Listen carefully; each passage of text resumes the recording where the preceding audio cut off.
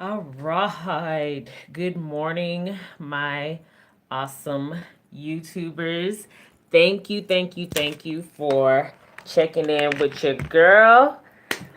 For those of you that do not know, I am Deanna Grissett, the owner of Melvira's Hair Studio.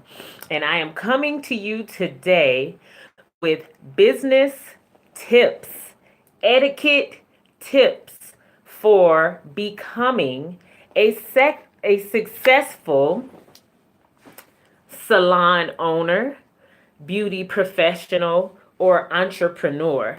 These are some things that I have had personal experience with for myself as a stylist, and I have had personal experience with in my salon. These are training points, these are customer service points, these are tips that are going to help shape and shape you into the professional that you want to be.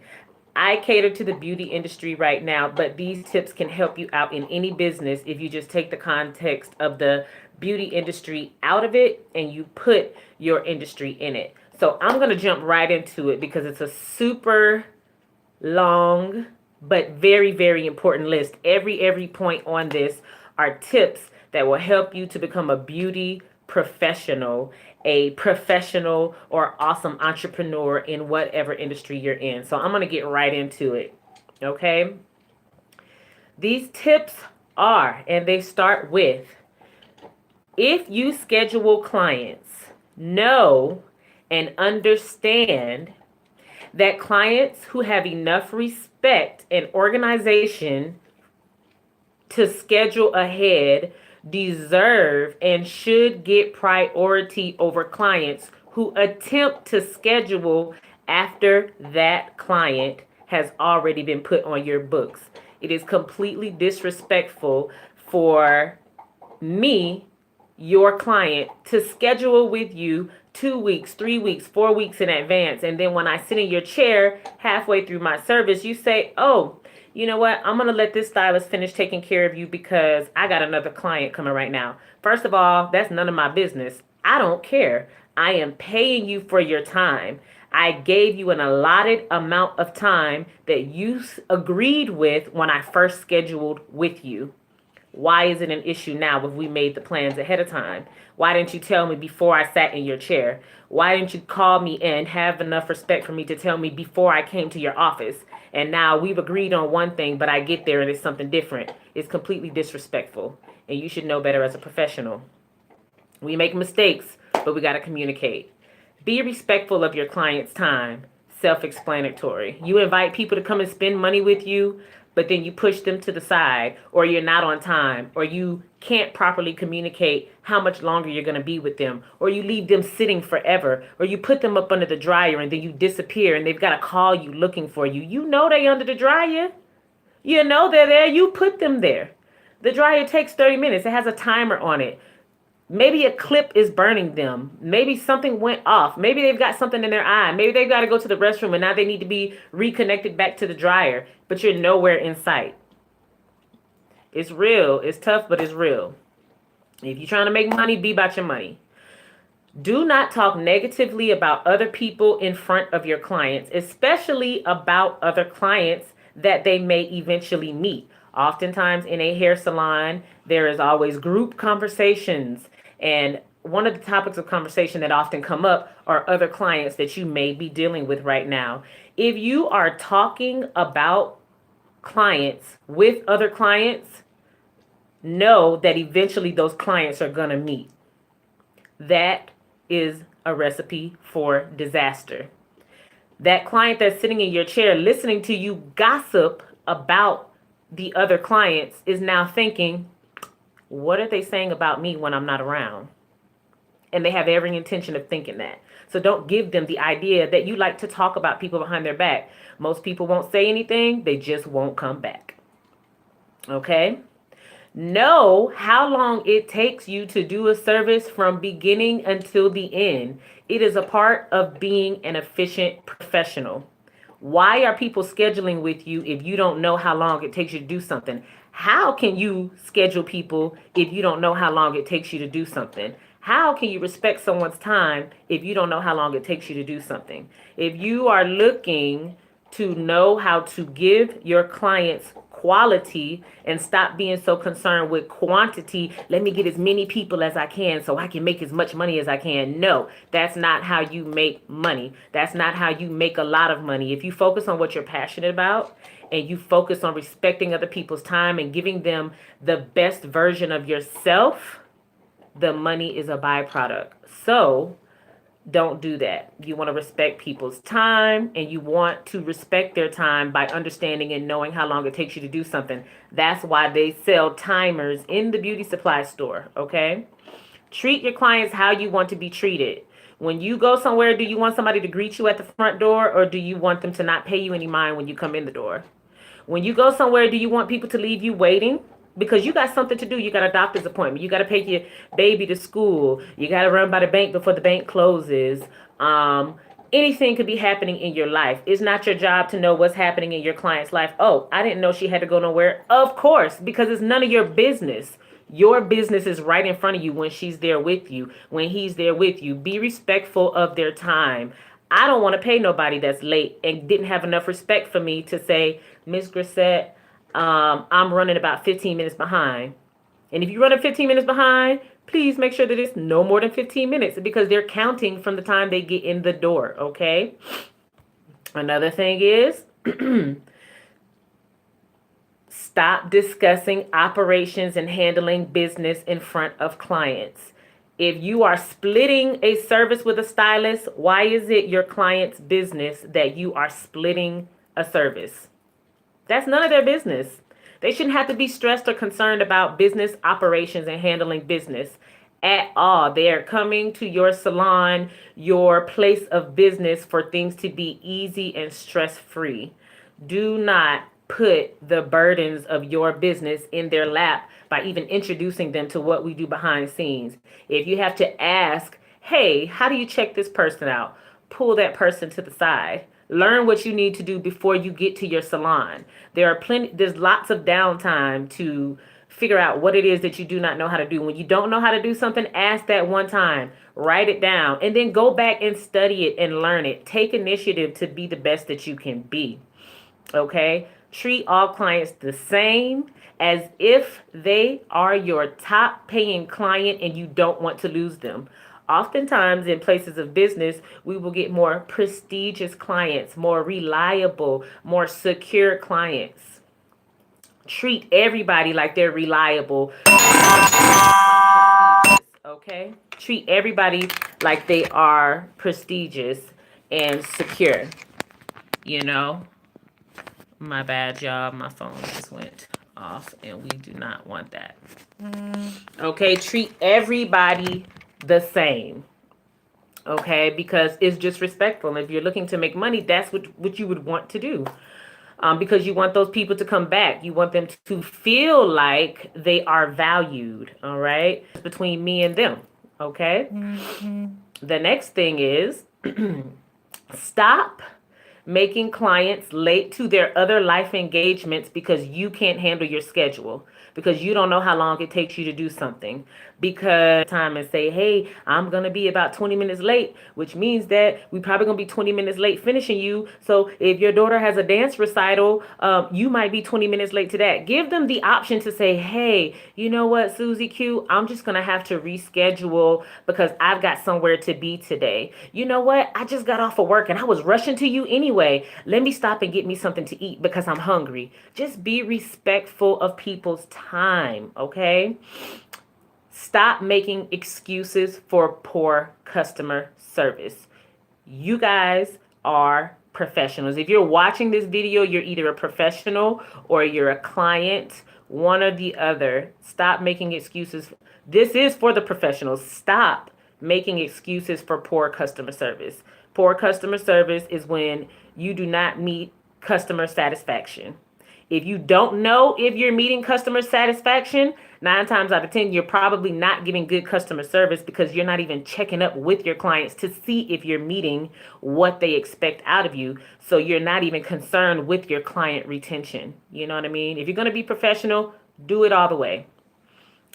Do come to work looking, smelling, and dressing like a professional. For whatever professional setting you are in, it is probably a big variation across the board as to what dressing and looking professional looks like. At my salon, I like my ladies to come looking clean, smelling clean. If you're a beauty professional, that means you sell beauty services. You should be beautiful every day. If you're a mechanic, your car should work and operate properly because you're a mechanic. If you're a doctor, you should be healthy because you know what it takes to be healthy. That is your specialty. Okay? Be professional about what it is that you do. Everything that you do in business should be reflected in your life. Okay? Um, do have change for your clients when they need it. A lot of hairstylists do not like to keep change, and then your clients come and you're the only one at the salon. You're the only one with the key right now, and you say, "Oh my goodness, I don't have change for you. Just stay right here. I'm gonna run to the gas station." How dare you leave them at your place of business for you to run to the gas station? You know um how is it that you're not prepared? A part of running a business, many beauty professionals always say, "I'm an independent contractor. You can't tell me this, you can't tell me that." But you come to work, you're an independent contractor, but you don't have change for your clients. If you are a booth renter, this is to my beauty professionals or whoever it applies to. If you're a professional, you come to work prepared for what you need to do every single day. Give or take, there's times where you will not have change. I even run out of change, but at least come with some change. You know what I mean? Warn your clients ahead of time if and when you can, if they're going to pay, if they're not going to pay with a card. Um, Provide excellent customer service. That goes through everything on this list is a part of providing excellent customer service. Stop yelling across the floor on your place of business. It is unprofessional. Everybody should not hear every little thing. If you have walls in your salon that you can talk over, try not to talk over those salon walls. Keep it professional. People are coming to your place to relax. Um, Walk over to the person that you're speaking to and ask them what it is that you need to ask them. Do not shout it across the salon. There should be no loud conversations happening across your salon or business floor if you're trying to have a professional business. Start ordering your supplies ahead of time. If you are a professional, you are professional enough to know that you need to be prepared for your service ahead of time. That means that at least 10%, if you are earning, of your money should go to the side because you know, all right, this client is going to reschedule with me in 2 weeks, and I got another client that's going to reschedule with me in 4 weeks. Oh, these people are all having the same service. In about 4 weeks, I might want to have some more of this product. You cannot wait until 2 days before your client and say, "Oh my goodness, I need to order my gel," or "Oh my goodness, I need these pencils for this class." Be on top of your stuff if you're trying to make money. Okay, if you're offering these services every day, you need to be prepared every day. Another thing, keep your work environment clean at all times. It encourages your clients to feel comfortable. Nobody wants to sit in someone else's mess. If you have a telephone in your place of business, do not let the phone ring repeatedly or a million times before someone picks up the phone.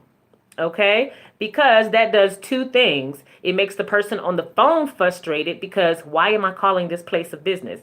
Most of the time, when someone on the phone is calling, they are calling for a service right then, right now. And if you miss that phone call, the chances of having them as a client drastically shortens because they're going to just hang up the phone 9 times out of 10 and just call the next hair salon. Okay? Most people are looking for right now, gotta have it like yesterday. You need to be right on top of it. Okay?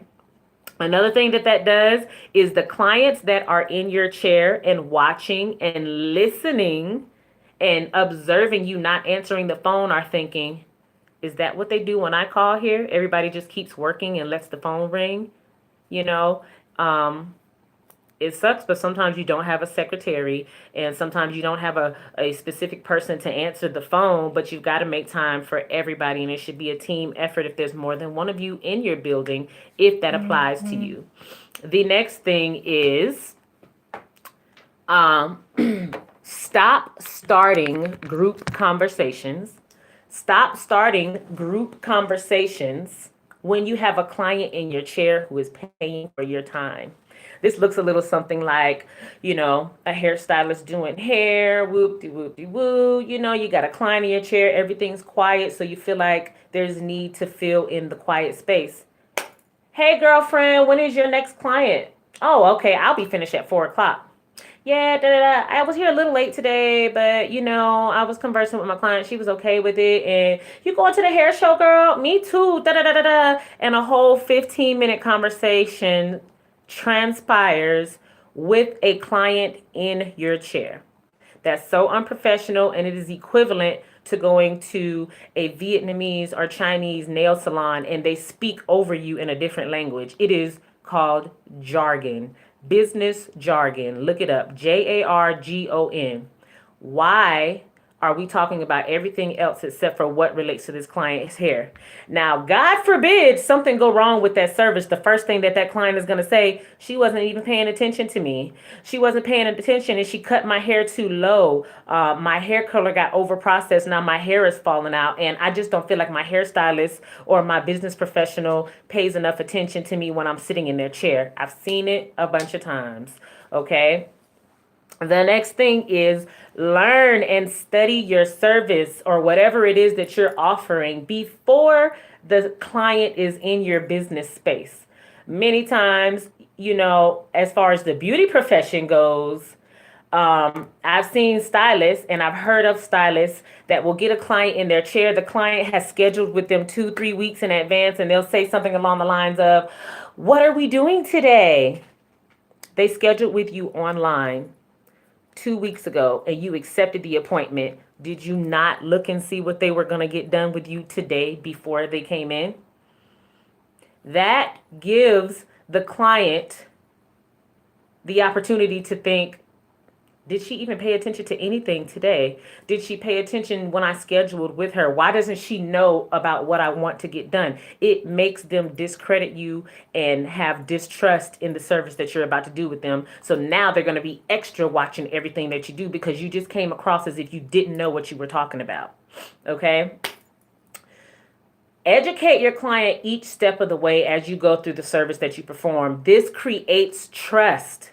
You want your clients in any industry to trust you. So even if it's a small detail like, hey girl, I left this conditioner for an extra 15 minutes today because I really wanted it to soak up into your hair because I've seen some breakage and I'm really hoping that this is going to help us to have a little more moisture in your hair. And if it works, maybe next time this is something that you would want to add on top of your service.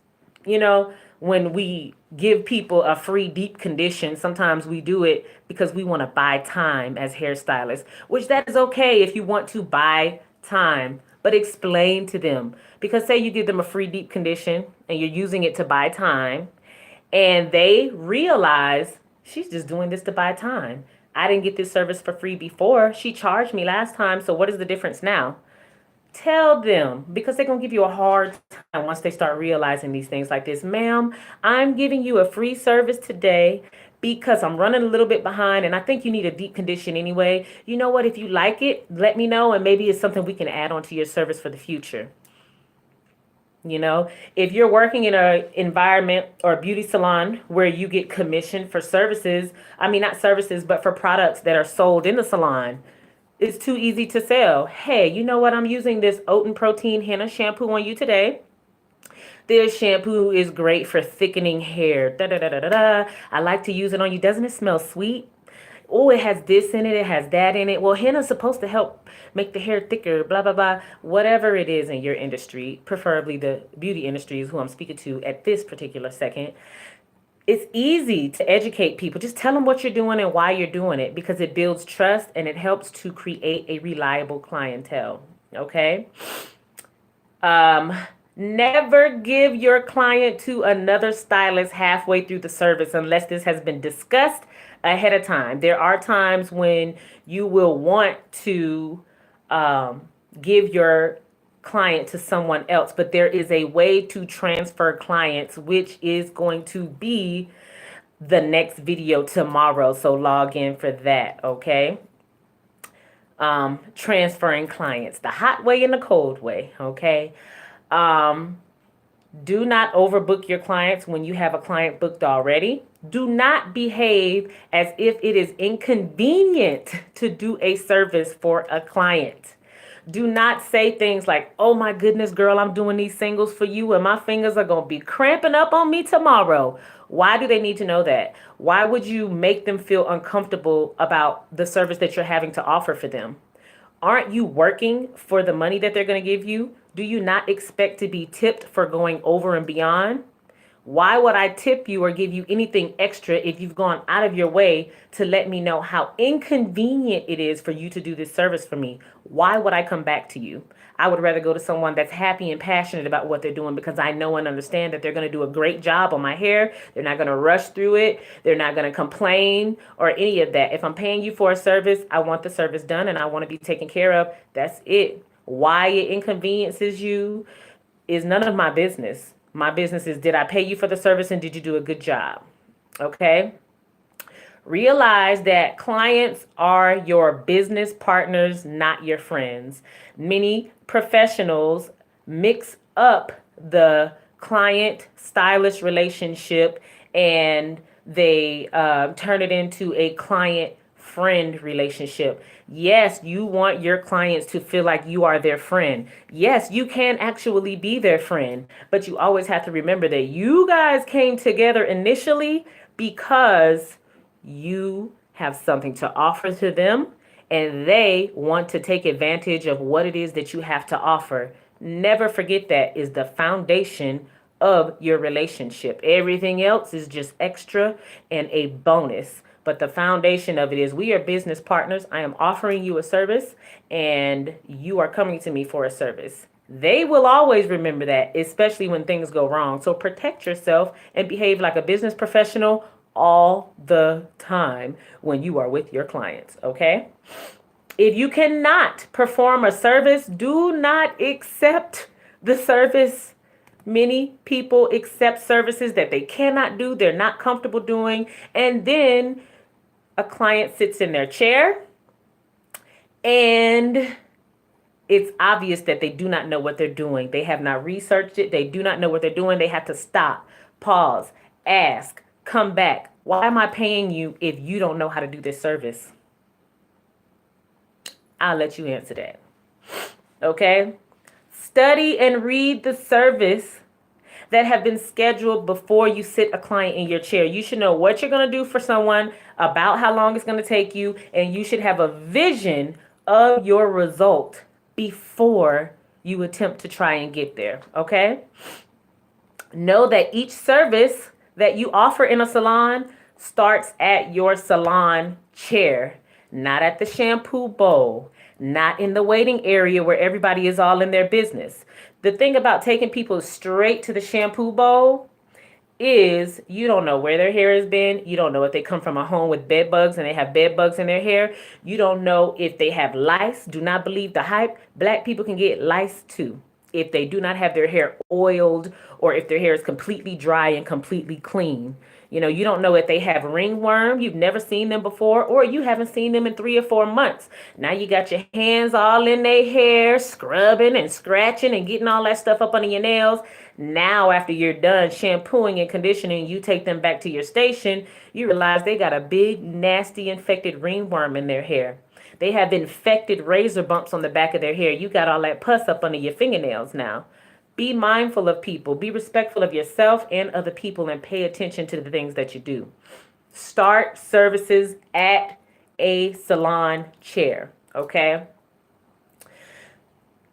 We shampoo hair. We do not wash hair. We wash clothes. We wash cars. We wash walls. We shampoo and condition hair. Do not allow children to horseplay in your salon or place of business. It is It takes 1 second to get a lawsuit because somebody's child tripped and fell in your salon.